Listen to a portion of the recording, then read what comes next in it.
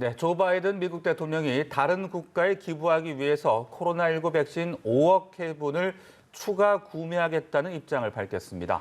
네, 문재인 대통령이 유엔 총회에서 한반도 종전선언을 거듭 제안한 것과 관련해 미국은 종전선언 논의에 열려 있다는 입장을 밝혔습니다. 밤사이 들어온 글로벌 뉴스 김지수 기자와 함께 살펴보겠습니다. 안녕하세요. 네, 안녕하세요. 안녕하십니까. 네, 바이든 미국 대통령이 예고를 했던 대로 코로나19 백신 기부 계획을 또 발표를 했군요. 관련 내용 전해주시죠. 네, 바이든 대통령이 저소득 국가를 중심으로 백신을 추가로 기부하기 위해서 화이자 백신 5억 회분을 추가로 구매하겠다고 밝혔습니다. 바이든 대통령은 백신 정상회의에서 현 상황을 모두가 도와야만 할 위기로 규정하고 이같이 말했습니다.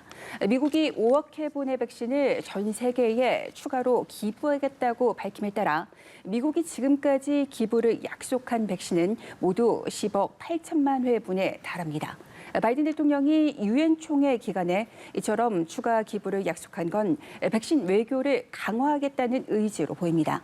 그동안 미국은 자국민 우선 접종 원칙을 내세워 백신을 독식한다는 비판을 받아왔습니다. 또 자국이 개발한 백신을 저소득 국가에 배포해온 중국에 비해 백신 외교에서 뒤떨어지고 있다는 지적도 제기된 바 있습니다. 바이든 대통령은 전 세계에 추가 지원 의사를 밝히면서 미국은 2차 세계대전 때 민주주의의 무기고였던 것처럼 이제는 백신의 무기고가 될 것이라고 강조했습니다. 또 미국이 이미 1억 6천만 회분을 100개국에 보냈다면서 기부하기로 한 모든 백신은 내년 9월까지 보낼 것이라고 밝혔습니다. 바이든 대통령은 백신은 정치적인 조건 없이 기부돼야 한다고 당부했습니다. 이 같은 발언은 백신 기부로 저소득 국가의 환심을 사려고 했던 중국을 겨냥한 발언으로 해석됩니다. 네, 이번에는 뉴욕에서 열리고 있는 유엔 총회 관련 소식 짚어보겠습니다. 문재인 대통령이 유엔 총회에서 종전선언 카드를 다시 꺼내 들었는데 여기에 대해서 미국이 입장을 밝혔죠. 네, 우선 미국의 국방부가 한국전쟁 종전선언과 관련해서 열려 있다는 입장을 밝혔습니다. 존 커비 국방부 대변인은 문재인 대통령이 유엔 총회 연설에서 제안한 종전선언 추진과 관련한 입장을 묻자 미국은 북한과의 대화와 외교를 통해 한반도의 항구적인 평화를 달성하기 위해 계속 노력하고 있다고 답했습니다. 또 종전선언이 복잡한 문제라는 것을 알고 있으며 그런 종류의 대화를 하는 데 있어 우리 외교관들의 역할을 지원하기 위해 헌신하고 있다고 말했습니다. 이 같은 발언은 바이든 행정부가 문재인 대통령의 종전선언 추진 제안에 긍정적인 입장을 표명한 것으로 해석할 수 있습니다. 다만 현재로서는 미국이 제안한 무조건적인 대화에 북한이 나서는 게 우선이라는 점을 분명히 한 것으로도 풀이됩니다. 미 국무부도 비슷한 입장을 밝혔습니다. 미국이 문재인 대통령이 종전선언 제안에 긍정적인 답변을 내놓으면서 관련국 간 논의가 이어질지 주목되고 있습니다. 바이든 행정부는 그동안 외교와 대화를 핵심 축으로 하는 새 대북 전략에 따라 북한을 향해 대화에 나설 것을 촉구해왔습니다. 하지만 북한이 대화에 응하지 않는 데다 최근에는 탄도미사일 시험 발사까지 감행하면서 한반도를 둘러싼 긴장은 누그러지지 않고 있습니다. 네, 오늘은 국제 외교 관계에 대한 소식이 많이 들어와 있는데요. 또 지난주 미국, 영국, 호주의 새 안보 동맹이죠. 오커스가 출범하면서 국제사회의 주목을 받았습니다. 특히 미국과 프랑스 간의 외교적 긴장감이 높아지고 있다고요? 네, 이제 핵 잠수함 논란 때문에 불편한 관계에 있던 바이든 미국 대통령과 마크롱 프랑스 대통령이 우선 전화 통화를 한 뒤 공동 성명을 발표했습니다. 두 정상의 통화는 바이든 대통령이 지난 15일 오커스 출범 사실을 알리면서 핵 잠수함 논란으로 두 나라 갈등이 촉발된 지 꼭 일주일 만입니다.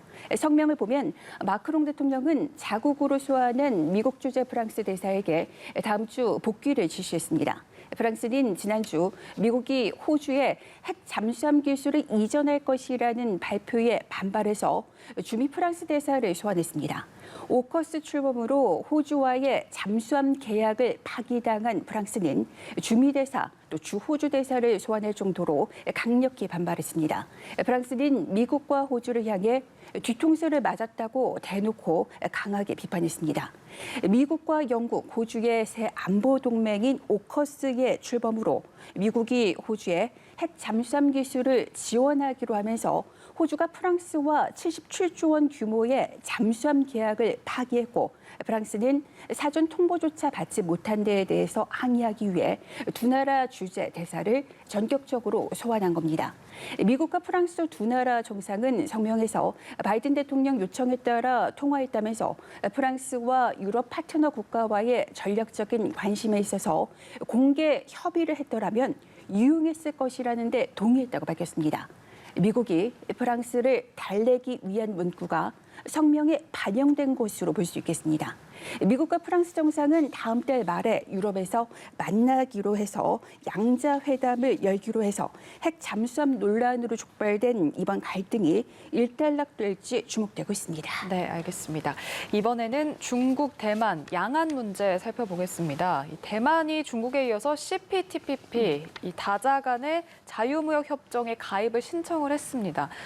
중국은 이 하나의 중국 원칙을 내세워서 대만을 국가로 인정하지 않는 만큼 이번 조치로 이 중국 측의 반발이 예상된다고요? 네, 대만이 중국에 이어서 CPTPP라는 다자 간 자유무역협정 가입을 신청을 했습니다. 여기서 CPTPP란 포괄적, 점진적 환태평양 경제 동반자 협정으로 아시아 태평양 지역의 경제 통합을 목적으로 만들어진 다자 간 자유무역 협정입니다. 이와 관련해 대만 정부가 오늘 브리핑을 할 것으로 보입니다. 대만의 CPTPP 가입 신청 발표는 중국이 가입을 신청한 지 6일 만에 나왔습니다. 이로 인해 중국과 대만 간 긴장이 한층 고조될 것으로 보입니다. 중국 상무부는 지난 16일에 가입 신청서를 제출했습니다. 그동안 중국은 대만의 가입 추진에 하나의 중국 원칙을 강조하며 반대 의사를 밝혀왔습니다. 중국은 대만을 자국의 영토 일부로 간주하고 있습니다. CPTPP는 미국이 주도했던 기존 환태평양 경제 동반자 협정 TPP에서 2017년 미국이 탈퇴하자 일본, 호주 등 나머지 11개국 나라가 2018년 12월에 출범시켰습니다. 중국은 과거 미국 주도로 이뤄졌던 TPP가 자국을 고립시키는 수단으로 보고 경계해왔습니다. 그러나 동맹과의 공조를 강화하려는 바이든 행정부가 중국 견제를 위해 CPTPP에 복귀할 수도 있다는 관측이 제기되자 중국은 가입에 적극적으로 나서왔습니다. 대만은 이미 회원국 중 뉴질랜드, 싱가포르와 자유무역협정을 맺고 있으며 지난 수년 동안 CPTPP를 가입에 추진하기로 하고서 추진해왔습니다. 네, 자 끝으로 테이퍼링 이 부분도 상당히 요즘 주목되고 있는 내용 중에 하나인데 미 연방준비제도가 이 시중에 돈을 푸는 양을 줄이는 테이퍼링을 곧 시작할 수 있다 이런 내용을 밝혔다고요? 네, 미국의 중앙은행인 연방준비제도는 자산 매입 축소, 이른바 테이퍼링을 곧 시작할 수 있다고 밝혔습니다. 연준은 연방공개시장위원회 정례 회의를 마친 뒤 성명을 내고 자산 매입 속도 완화가 곧 정당화될 수 있을 것이라고 판단한다고 밝혔습니다. 연준은 지난해 코로나19 이후 연준은 장기 금리 억제를 위해 매달 1,200억 달러 규모의 채권을 매입하고 있습니다. 이런 매입의 규모를 조만간 줄이기 시작할 수 있다는 얘기입니다. 미 소비자 물가 상승률이 연준 목표치인 2%의 2배 이상 치솟아 인플레이션 압력이 높아지면서 연준 안팎에서는 테이퍼링 착수를 요구하는 목소리가 커지고 있습니다. 월스트리트 저널은 이르면 11월 연방공개시장위원회에서부터 테이퍼링이 시작될 수 있다는 뜻이라고 해석했으나 시장에서는 11월 발표, 12월 시작을 예상으로 하는 그런 전문가들도 많습니다.